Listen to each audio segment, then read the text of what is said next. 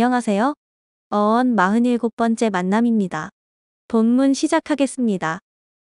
제 생각으론 이 전차는 100명의 병사보다 강할 것으로 생각합니다. 부디 전차를 시험해 보십시오. 군사 무천이 말했다. 이 전차를 소로에게 지원해준다면 별 문제가 없을 것입니다. 병사를 투입한 것이 아니고 전투에 개입한 것도 아닙니다. 단이 말했다. 전차가 매우 위협적으로 보인다. 이게 수많은 살상을 일으킨다면 그게 두렵구나. 차가 무릎을 꿇고 소원했다. 제가 불철주야 모든 힘을 다하여 만든 것입니다. 이미 여러 가지 실험도 해보았습니다. 제발 제 노력이 헛되지 않도록 실전에 사용해 보십시오. 어차피 전쟁은 힘으로 다스릴 수밖에 없습니다. 힘이 없으면 결국 패하는 것입니다. 수호대장이 차의 생각을 거들었다. 드디어 전차가 소로에게 전달되었다. 소로가 기뻐하였다. 소로는 전차를 끌고 초원을 달려보았다. 전차 앞에 풀들이 일제히 고개가 꺾이며 마차의 길을 열었다. 전차 옆에 갈대가 우수수 잘려나갔다. 갈대를 적으로 생각하고 달려보니 1000명의 군사를 얻은 것 같았다. 전차에는 5명을 태웠다. 1명은 마부, 2명은 공수, 남은 2명에게는 긴 창을 주었다. 달릴 때 마차가 심하게 흔들렸으나 난간이 튼튼하게 받쳐주니 문제가 없었다. 소로는 전차로 적을 무찌르는 연습을 반복하며 적이 오기를 기다렸다. 1000명의 대군이 소나강 유역에 나타났다. 내 이놈 소로야, 위도의 명을 거역한 죄값을 받으라. 나는 목숨을 걸고 싸워서 형님을 구했었다. 은혜를 원수로 갚는 너야말로 형님도 아니고 사람도 아니다. 오라, 내 몸을 찢어 초원에 뿌릴 것이다. 진격하라. 소로의 목을 가져온 자에게 후한상을 내릴 것이다. 소흘은 100명의 기마대를 선두로 물밀듯 달려왔다. 그 기세가 엄청났다. 두두둑. 말 발굽 소리가 초원을 뒤흔들었다. 소로가 직접 전차를 몰고 그들의 기마대를 향해 정면으로 달렸다. 소로의 기마병도 그 뒤를 바짝 따랐다. 소흘의 기마대는 전차와 맞닥치자 말들이 겁을 먹고 날뛰기 시작했다.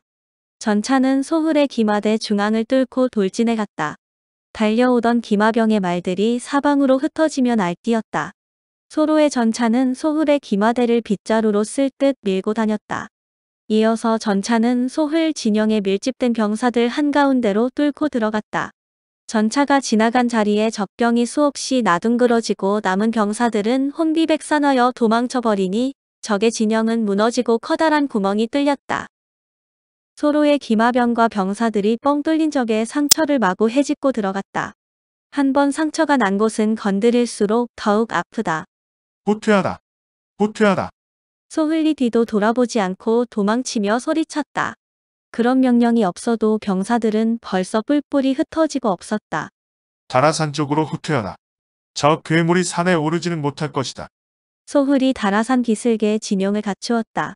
소로는 무슨 이유인지 그곳까지는 쫓아가지 않았다. 소흘은 여유를 찾고 주위를 둘러보았다. 남은 병사가 700명도 못 되었다. 다라산과 나는 무슨 악연인가. 또 이곳까지 쫓겨왔구나.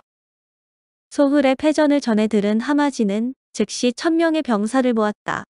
그리고 다라산으로 달려갔다. 다라산 기슭, 소흘은 바위 위에 올라 적의 동태를 살피고 있었다.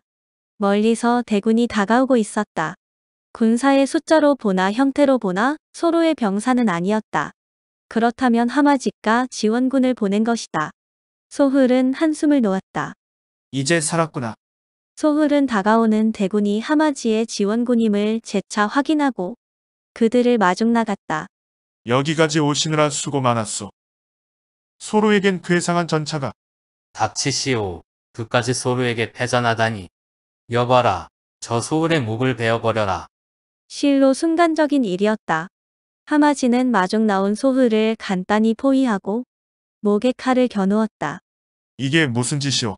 그대는 이미 소로에게 목숨을 잃었다고 생각하오. 나는 이제 그대의 복수를 하기 위하여 소로의 목을 베리다. 지난번에는 너희 형제가 힘을 합쳐 저항하는 바람에 나의 꿈이 무산되었었다. 이제 너희가 서로 싸웠으니 누가 나를 막겠는가? 소훌이 자신의 귀를 의심하며 후회할 겨를도 없이 그의 머리는 땅에 떨어졌다. 소루가 자신의 형 소울을 죽였다. 하마지는 소리를 높였다. 가자. 이제 소울의 원수를 갚으러 가자. 소루는 계속 진군할 수 없었다. 전차가 수렁에 빠져버린 것이다. 아무리 힘을 써봐도 전차의 바퀴는 점점 더 수렁 깊이 빠져들었다. 전차 없이 소흘의 대군을 대항할 수는 없었다. 다음 날 소루의 진영 앞에 어마어마한 대군이 진을 쳤다. 적어도 1700명의 대군이었다. 전차는 어떻게 수렁에서 빼내었으나 상태가 전과 같지 않았다. 바퀴 축에 기다란 창날이 휘고 부러졌다. 소루는 진용을 정비하고 꼼짝도 하지 않았다. 기마병 앞에 전차를 보기 좋게 세워놓았다. 그리고 적을 다시 살펴보았다. 이상하게 소훌의 깃발이 보이지 않았다. 저들은 소훌이 아니고 또 누구란 말인가? 소루는 수비대형을 갖추고 흐트리지 말라 지시했다. 그리고 단에게 상황을 보고했다. 하마지는 소루의 진영을 살펴보고 저 정도면 간단히 휩쓸어 버릴 수 있다고 생각했다. 그러나 소훌 병사의 이야기에 의하면 저기 가운데 버티고 있는 괴물이 지나가기만 해도 병사가 수도 없이 죽어나간다고 한다. 하마지는 서두를 필요가 없었다. 어떻게 하면 저 2마리의 말을 달고 있는 저 괴물을 빼앗을 수 있을까? 궁리하고 있었다. 저것만 손에 넣는다면 무서울 게 없겠다. 하마지는 여러 생각에 잠겨서 공격을 망설였다. 소로의 보고를 받은 단은 생각에 잠겼다. 차를 불렀다. 전차가 큰 힘을 발휘했다고 들었다. 그 때문에 1차 방어는 성공했구나. 너의 공이 크다. 그러나 전차가 수렁에 빠져 많이 부서졌다는구나. 예, 저도 바퀴의 크기가 너무 작지 않을까 걱정했었습니다. 바퀴를 크고 두텁게 만들면 수렁에 쉽게 빠지지 않을 것입니다. 전차를 더 만들어라. 시간이 얼마나 걸리겠느냐? 예, 한 달이 더 걸렸었습니다. 너무 길다. 사람들을 동원하여 바퀴 따로, 몸체 따로 만들면 훨씬 시간이 단축될 것이다. 그리고 전차 주변에 빛나는 쇠붙이를 더 달도록 해라. 그것이 적들을 두렵게 할 것이다. 소나강 유역에 진을 친 하마지의 병사도 웬일인지 꼼짝을 하지 않았다. 소로가 이를 이상히 여겨 막 노여올랐다. 상대의 진영은 전방에만 병사를 내세우고 후방의 병사는 모두 사라지고 없었다. 위장술이었다. 상대에게 분명 무슨 일이 벌어지고 있다. 소루는 이를 즉시 단에게 보고했다. 단으로부터 통보가 왔다. 북방의 호족이 세진이를 침범했다. 그들은 예전에 세진이에 쫓겨 북방으로 사라졌던 종족이다. 그들은 호시탐탐 제기를 노려오다가 세진이의 내란이 빈번하여지자 이를 기회로 알고 대군으로 도발해왔다. 호족은 2000이 훨씬 넘는 대군이라 한다. 지금 족장 하마지가 그들에 맞서 대항하고 있으나 중가부적이니 조만간 밀려 내려올 것 같다. 그들이 다시 내려오더라도 대응하지 말라. 싸우지도 말고 도와주지도 말라. 소울을 죽인 것도 하마지 촌장이다. 소물도 아들이 죽었다는 말을 듣고 그 충격으로 갑자기 서거했다. 하마지는 세진이를 장악하기 위해 수차례 배후에서 내란을 조장한 음흉한 인물이다. 그가 무슨 말을 하든 그에 동요하지 말고 속지도 말라. 내산촌의 소식은 누구보다 빠르고 정확하다. 단은 하버니의 소운과 마하나의 아다를 불러 앞으로 닥쳐올 대란에 관해 의논했다. 단이 결론을 내렸다. 우리는 어떤 일이 생기더라도 서로 믿고 뭉쳐 큰 힘을 유지해야 한다. 소로는 막루에 올라 계속 적의 동태를 살폈다. 하마지와 대치 상태로 며칠이 지났는지도 모르겠다. 드디어 북방 쪽에서 먼지가 피어올랐다. 하마지가 되돌아온 것이다. 하마지가 소로에게 대화를 요청했다. 지금 세진이가 위급하오. 우리는 먼저 힘을 합쳐 북방 호족을 물리칩시다. 소로가 고개를 저었다. 하마지가 다시 말했다.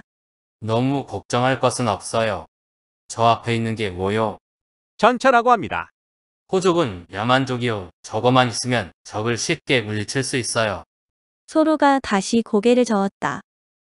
나는 신이 내린 사람이요. 항상 나를 도울 것이요. 나를 따르면 온 세상을 발 아래 누릴 것이요. 소로가 웃으며 고개를 저었다. 나를 믿지 못하오? 나에겐 특별한 능력이 있단 말이오. 소로가 크게 소리를 질렀다. 그래서 내란을 일으키고 위두 소울과 소물을 모두 죽였어? 나까지 죽일 능력이 있으면 죽여보세요. 이거 참, 소물은 병사했고 소울은 당신이 죽인 거나 다름이 없소. 소로가 껄껄 웃었다. 당신이 만약 나를 죽이고 나면 누가 나를 죽였다고 할 거예요? 죽은 소울이 나를 죽였다고 할 거예요. 보세요, 소루님. 당신은 오직 하나 남은 위두의 자손이요. 내가 당신을 위두에 오르게 하겠소. 당신 말고 누가 위두에 오르겠소. 내 말을 믿고 나를 따르시오. 나에겐 신이 함께한다는 말이오. 소로가 끝까지 고개를 흔들자 두고 보시오. 내가 어떻게 하는지. 하마지는 화를 버럭 내고 떠나버렸다. 하마지는 북쪽에서 적이 계속 밀고 내려오자 적과 소로의 병사 사이에 끼어 있는 게 불안했던지 다라산 쪽으로 진영을 옮겨갔다. 호족은 하마지를 놓치지 않으려고 계속 추격해갔다. 며칠 후 하마지의 병사들은 산산이 흩어지고 하마지의 머리통은 높은 바위 위에 던져졌다. 다음 날 소로는 막로에서 2,000이 넘는 병사를 거느린 호족이 구름처럼 다가와 진영을 치는 것을 바라보았다. 그들은 기마병도 많았다. 기마병만 해도 200기는 넘을 것 같았다. 그들은 모두 몸집이 컸고 가죽옷을 두르고 있었으며 머리는 흐트러져 산발했다. 그들은 거대한 몽둥이를 휘두르고 다녔으며 걸을 때도 몽둥이로 땅을 찍어 쿵쿵 소리를 내었다. 막로에는 소로 외에도 단과 아달, 소음과 수호 장군이 있었다. 아달은 침곡산 쪽에 1,000명의 병사를 대기시켰고 소홍은 소나강변에 1,000명의 병사를 대기시켰다. 단은 소로의 병사 뒤에 600의 병사와 기마병을 대기시켰다. 대장간의 차는 그동안 전차를 6대나 만들었다. 바퀴가 웅대하고 바퀴살에도 창날이 무수히 박혀보기만 해도 머리끝이 섰다. 전차는 아달과 소홍에게 2대씩 배치되고 수호대장의 기마병에게도 2대가 배치되었다. 적들을 무자비하게 죽이지 말라. 진용을 갖추고 서서히 진군하여 적이 겁을 먹고 후퇴하게 하라. 단은 전쟁의 뿌리는 전쟁으로 다스릴 수밖에 없다는 게 안타까웠다. 각자 진영으로. 호족의 대군은 서서히 다가와 소로의 진영을 잡아 삼킬 듯이 반달 모양으로 진을 펼쳤다. 소로는 그야말로 바람 앞에 등불이었다. 그러나 그들은 섣불리 공격하지 않고 뛰고 있었다. 그들도 전차의 위력을 전해 들었을까? 한참 후 호족 진영에서 사람이 나왔다. 대화를 요청했다. 소로가 나갔다. 호족 대표는 둘러 서 있는 자기 병사들을 손가락으로 쭉 돌아 가리키며 항복할 것을 종용했다. 이렇게 많은 병사에 대항하겠느냐는 표현이었다. 호족 병사들이 몽둥이로 땅을 찍어댔다. 천지가 진동하듯 무거운 소리가 울려 퍼졌다. 소로가 손을 쳐들었다. 뒤에서 피리 소리가 울려 퍼졌다. 수호대장이 기마병과 함께 2대의 전차를 몰고 나타났다. 찰랑찰랑 소리를 울리며 장엄한 전차가 소로와 호적 대표가 서 있는 장소를 한 바퀴 돌았다. 호적 대표가 화들짝 놀라 전차를 유심히 바라보았다. 전차의 수많은 창끝이 눈을 찌르듯 번쩍거렸다. 전차 위에서 병사들이 장창을 하늘 높이 휘둘렀다. 장창의 반달 같은 창날이 햇빛을 반사했다. 전차는 기마병과 함께 소로의 뒤편에 일렬로 도열했다. 그 뒤에 600명의 단의 병사가 대열을 갖추었다. 호족 대표가 말을 잃고 소로의 배후 진영을 바라보고 있었다. 소로가 손을 들어 큰 손짓으로 왼쪽 평원을 가리켰다. 수많은 병사가 개미떼처럼 다가오고 있었다. 전차가 달려오는 모습이 햇빛이 반사되어 별처럼 반짝였다. 소로가 다시 오른쪽 산 아래를 가리켰다. 그쪽에서도 수많은 병사가 다가오고 있었다. 그 앞에도 전차가 달려오고 있었다. 넋이 빠진 듯 이를 지켜보던 호족 대표가 고개 숙여 양해를 구한 뒤 자신의 진영으로 돌아갔다. 그리고 한참을 기다려도 나오질 않았다. 하버니의 위두 소흥의 병사가 왼쪽 200보 옆까지 다가와 기다란 진영을 갖추었다. 전차의 위용이 한층 돋보였다. 마하나의 위두 아물의 병사가 오른쪽 200보 옆까지 다가와 진영을 잡고 있다. 소흥과 아물의 병사들은 호족의 진용 양측을 양파르로 감싸듯 포위하고 있었다. 찰랑, 찰랑 소리를 내며 전차가 움직이며 위용을 과시하고 있었다. 한참 후 호족의 위두인 듯한 사람이 호랑이 걸음으로 나왔다. 거구의 풍채에 거친 하얀 수염이 바람에 날렸다. 그의 눈빛이 예리하게 번쩍거렸다. 그는 빠르게 상대의 전차와 기마병과 좌우에 포진된 병사들을 확인했다. 그리고 소루 앞에 서서 고개를 숙이고 인사를 했다. 나는 모골이 아닙니다. 아, 나는 소루라 합니다. 당신이 한인가요? 예? 칸을 찾습니까? 잠깐만 기다리십시오. 소루는 자신도 모르게 예의를 갖췄다. 모골이 한의 기세에 눌리는 모습이다. 여기서 잠깐 쉬어갑니다. 48번째 글로 다시 오겠습니다. 기대해주세요.